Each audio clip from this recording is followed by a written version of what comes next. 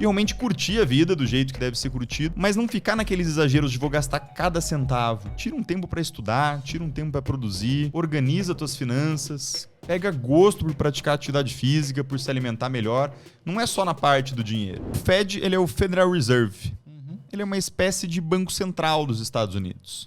É eles que decidem sobre a política monetária nacional, sobre vamos imprimir dinheiro, não vamos imprimir dinheiro, quanto que vai ser a taxa de juros. Então ele faz o trabalho que faz o nosso Banco Central por aqui. Eles que tomam essas decisões. Nos Estados Unidos, o Powell... É difícil você criticar o trabalho de quem é muito bom. Mas eu acho que em alguns pontos eles acabaram se equivocando. Em que sentido? Primeiro, de falar que não teria inflação. Eles utilizavam muito um termo. Eles falavam assim, não, essa inflação ela é transitória. Uma coisa que não iria pegar. Eu acho que um preço, quando ele sobe, ele não desce mais. E não tem como você imprimir dinheiro e falar que não vai ter inflação. Isso para mim é inconcebível trabalhando no mercado. Então é que eu vi esse tipo de discurso e eu falo, é que nem você falar que isso não vai ser repassado para o contribuinte. O governo não produz nada. Vai repassar para quem? Vai tirar da onde? Vai tirar da onde? Sabe quando a história não fecha? Assim, parece que estão conversando com criança, inventando uma historinha pra acalmar, sabe? Na volta a gente compra. Sabe? Mas não tem pra onde repassar, sabe? Mas sabe como é o lance também? É assim, para as pessoas entenderem. A gente aprende na escola que o dinheiro geralmente ele tem um atrelamento. Falavam que era ao ouro, pelo menos os dólares, até um determinado ano era atrelado ao ouro. No Brasil era atrelado a ouro e dólares. Ainda existe esse lastro financeiro e coisa ou não? Não existe mais, né? Chegou um determinado ponto. Ali o dólar ele começou a comandar o mundo depois da Segunda Guerra Mundial, né? Eles emprestaram dinheiro para muita gente, eles estavam muito bem estruturados. Era uma potência e não estava ali na linha de fogo, porque ele tinha uma barreira que era justamente ali o nosso Oceano Atlântico, então era muito difícil de chegar lá. O que eles conseguiram fazer era participar dessa guerra como aliados, ali fornecendo exército, fornecendo armamentos, mas com pouca chance ali de ser atacado, né? O que era mais complicado era justamente o Japão. Tanto é que a gente tem a situação ali do Pearl Harbor ali que aconteceu e depois com uma das nossas bombas atômicas a situação acabou se tranquilizando ali porque o Japão se rendeu. Se rendeu. Exatamente. Né? Então nessa situação ali dos Estados Unidos... Desculpa, até me perdi na tua pergunta específica. Não, o dos Estados Unidos, a gente até comentou que a atitude que eles tomaram foi, nós vamos ajudar, dizendo que não é dinheiro do contribuinte, mas na verdade é. Perfeito. Né? E aí a segunda pergunta é o seguinte, a perspectiva no Brasil, diante do que está acontecendo, o que você acha que pode vir por aí? O que você acha que o governo pretende fazer pelas notícias recentes? Olha, o nosso governo ele é um governo com características expansionistas. Né? O que seria isso? É um governo que... ele tem uma tendência a gastar mais para gerar desenvolvimento. Então, nessa linha, eu vejo dois cenários. Um cenário que eu torço muito para acontecer e um outro cenário que é bem complicado. Qual que é o cenário bem complicado primeiro? Vamos começar pela parte ruim e a gente finaliza com a parte boa, que eu acho que é mais legal. Vamos lá. A parte do cenário bem complicado é você gastar demais e não conseguir fazer com que as coisas aconteçam. Então, vou te dar um exemplo até pessoal. Você tem investido muito ali na tua parte profissional do digital, na tua parte profissional do podcast, e as coisas deram muito certo. Se não tivessem dado, vamos supor que você tivesse emitido dívida, você tivesse endividado para fazer o troço dar certo. Você entrar numa situação muito complicada de como é que nós vamos pagar essa conta. Com o governo é a mesma coisa. Quando você dá um passo maior que a perna, se as coisas não funcionarem, você entra num patamar muito ruim. Se as coisas derem certo, você consegue pagar a conta e ainda sobra dinheiro. Que é justamente o que pode ser que aconteça. No primeiro governo Lula foi o que aconteceu. Por quê? Alguns falam que foi por mérito do Lula, outros falam que foi por causa de um boom das commodities. Então todo mundo que produz commodities vai ganhar dinheiro. Eu acho que pode ser um mix dos dois. O Lula tem suas características positivas também. Acho que não adianta a gente falar assim, não, essa pessoa é completamente ruim, ou o outro é completamente bom. Não, tem parte do mérito, mas aconteceu realmente um boom das commodities que favoreceu muito. Então... Esses boom das commodities, eu gostaria até que você explicasse, mas também dizem que teve um mérito também da política monetária da FHC. Que aí o Lula pegou o cofre cheio, digamos assim. Perfeito, justamente. A FHC conseguiu organizar muito bem a casa. Como a gente viu, inclusive, né, o Bolsonaro pegando o governo do Temer, a casa já estava muito organizada, já existia um projeto de reformas muito bem estruturado. Então é muito mais fácil quando você já pega a casa um pouco mais organizada. Mas teve um dos fatores principais que a commodity ela é cíclica, o preço dela. Então o preço dela ela faz movimentos desse tipo, como se fosse uma onda. As ondas não têm o mesmo tamanho, então a gente nunca consegue saber onde é que ela vai começar, onde é que ela vai terminar. Mas a gente sabe que existe esse tipo de movimento. E que a tendência no longo prazo é as commodities caírem. Explicando para as pessoas. Isso faz uma onda andando para baixo. Explicando para as pessoas que não estão habituadas, o que seriam as commodities de maneira simples assim? Commodity é qualquer tipo de produto que você consiga estabelecer um padrão e vender em larga escala. Então vamos pensar, por exemplo, num grão de arroz. Um grão de arroz pode ser considerado uma commodity, porque eles não são todos muito parecidos, não tem um padrão específico. O mesmo serve para uma barra de aço, por exemplo. Para ouro, inclusive você pode definir daí se o ouro é puro, ele é 24 quilates, ele é 18 quilates. Na Arábia, se não me engano, eles utilizam 21, que é um ouro um pouco mais puro, que você dilui ali para ele ficar menos macio, né? Maleável. Menos maleável. O ouro é meio... parece uma gelatina.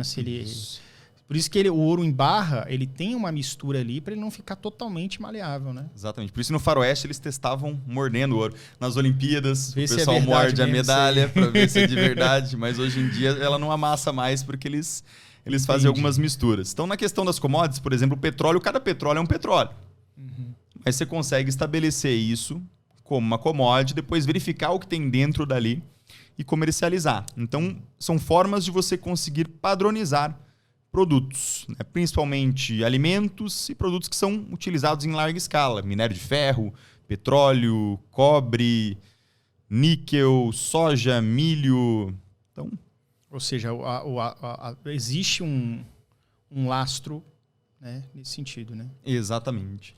Pessoal, para quem está mandando aqui, tem que estar acompanhando, manda pergunta que a gente vai falar de investimento logo mais, tá? A gente vai entrar nessa parte aqui daqui a pouquinho. Tem umas perguntas aqui que fazem sentido com esse texto, eu vou fazê-las agora. Rodrigo mandou 2 perguntas, eu vou fazer a segunda, depois eu faço a primeira, que tem a ver com o próximo tema, que é o seguinte: o SVB, pergunta do Rodrigo, o SVB não teria uma tragédia não seria uma tragédia anunciada? O Fed não estaria somente adiando uma falha estrutural gerada pela reserva fracionária dos bancos? Essa é a pergunta do Rodrigo. Olha, sim, isso é uma opinião pessoal, né? É aquele exemplo da areia que a gente utilizou. A gente sabe que a gente está varrendo sujeira para debaixo do tapete. A gente sabe que a situação está ficando cada vez mais complicada, né? Não quero, de forma alguma, que você fique preocupado ali com o que pode acontecer, até porque, sim, gente, o mundo viveu uma fase muito boa após a Guerra Fria.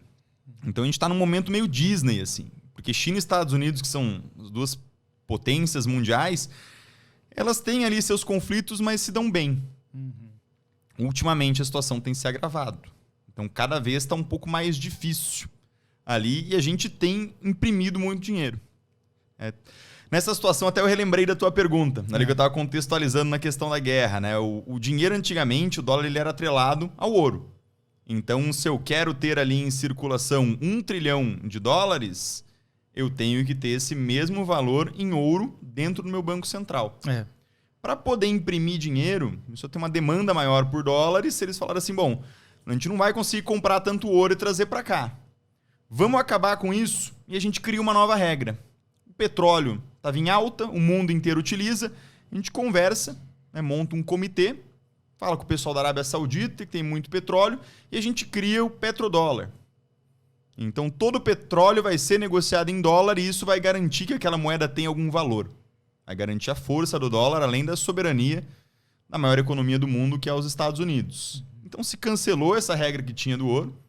Inclusive, era para o mercado ter caído muito nesse momento, para o dólar ter se desvalorizado muito, mas acabou não se desvalorizando. O pessoal confiou nesse tipo de situação. E a coisa foi se complicando porque cada vez eles vão imprimindo mais e testando qual que é a força do dólar. O nosso Banco Central, ele trocou ali, algum tempo atrás, parte do que a gente tinha de reserva em dólar pela moeda da China. que agora me fugiu. Yuan, eu acho. Yuan, exatamente. Acho que é Yuan. Exatamente. Yen, eu tava com Yen na cabeça. Yen, que não, Japão, Yen é né? Japão. Yuan, exatamente. Então eles trocaram ali pela moeda da China para poder formar um lastro, porque desde 2019 eles imprimiram 45% dos dólares que tem em circulação. Caraca. Então sabe aquela nossa história de dobrar o dinheiro que tem na carteira? Estados Unidos praticamente fez isso desde 2019. E você vê que o dólar não perdeu valor, né? É porque então, talvez é porque ela tem um lastro muito bom e talvez por conta de ter essa confiabilidade muito boa, a coisa demora um pouco para reverberar, mas eu acho que reverbera. Acho que chega um momento que, por mais forte que seja a moeda, se você está fazendo uma besteira nesse sentido da compra e venda, vai respingar, vai trazer uma consequência, imagino. Né? Exatamente. E até na situação ali mais de terror e pânico, pergunta, esqueci o nome até do rapaz. É o Rodrigo. Né, que o Rodrigo perguntou. Eu acho que tempos difíceis vão vir. Assim. A nossa sociedade está cada vez com uma filosofia de se... primeiro que a gente está vivendo mais. Então a nossa saúde melhorou muito por uma questão tecnológica. As pessoas estão vivendo até 90, até 100 anos, 100 e poucos anos. As pessoas estão tendo menos filhos. Então tem menos capacidade produtiva quando a gente fala de mão de obra e de pessoas. E mão de obra pode ser capacidade cognitiva também. São menos médicos, menos engenheiros. Verdade. Menos pessoas para cortar cabelo, menos pessoas para cortar grama, para conseguir fazer as atividades que sempre foram feitas na nossa sociedade. Um outro ponto é que as pessoas cada vez elas querem trabalhar menos. Então isso é natural, todo mundo quer trabalhar menos, mas se você consegue trabalhar menos e produzir igual, show de bola. Esse é um conceito de eficiência, de produtividade. Você simplesmente dar uma canetada e o governo decidir que todo mundo vai trabalhar menos para a gente conseguir gerar mais emprego... Está acontecendo isso, né? Isso é muito preocupante. Nos Estados Unidos eles estão tentando. Como é que Fizeram é uns testes na Inglaterra e dizem que deu certo, assim. Eu até acredito que pode dar. Será que no Brasil vai chegar a jornada de trabalho de 4 dias? Porque o trabalho ele é relativo, né?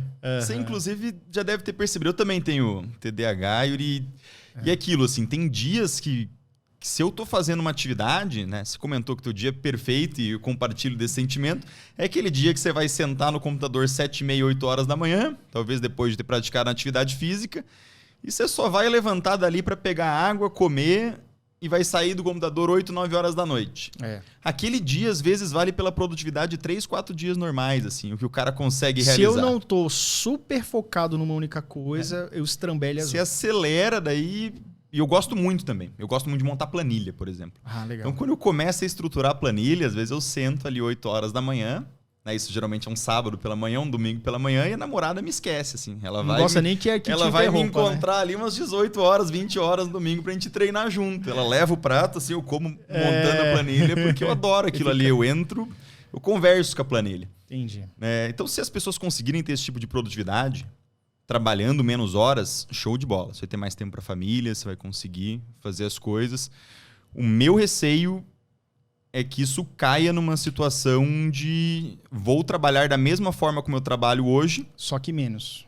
Só que menos. É porque você tem menos horas dedicadas, é verdade. Aí não Por dá. Isso, se você reduzir a produção, você vai causar uma escassez, que vai causar uma inflação ou perda de poder de compra. Tem alguma consequência aí que vai vir. Por isso que uma pauta que eu defendo, isso para praticamente todos os setores da economia, é a de remuneração variável.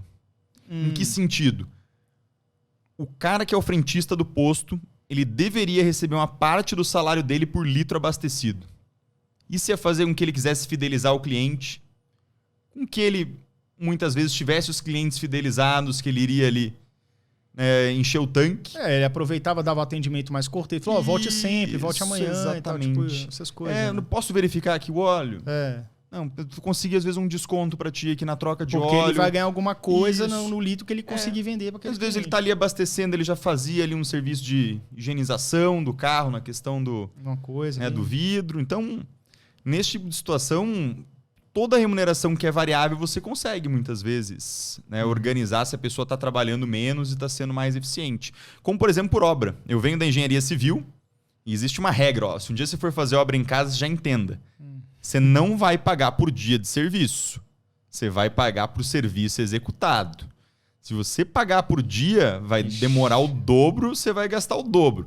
Se você pagar por serviço, vai levar metade do tempo e nunca pague tudo num primeiro momento. Paga ali uns 30%, 50% é o normal, mas se puder trazer para uns 30%, né? E só no final você vai pagar tudo. Se você pagar também tudo antes, o pessoal vai desaparecer. Então essa é uma regra geral, assim, para o conselho de vida aqui, para não dar problema. Então quem recebe por produtividade, faz mais. Quem recebe por hora trabalhada, quanto menos eu trabalhar por hora, mais eu recebi.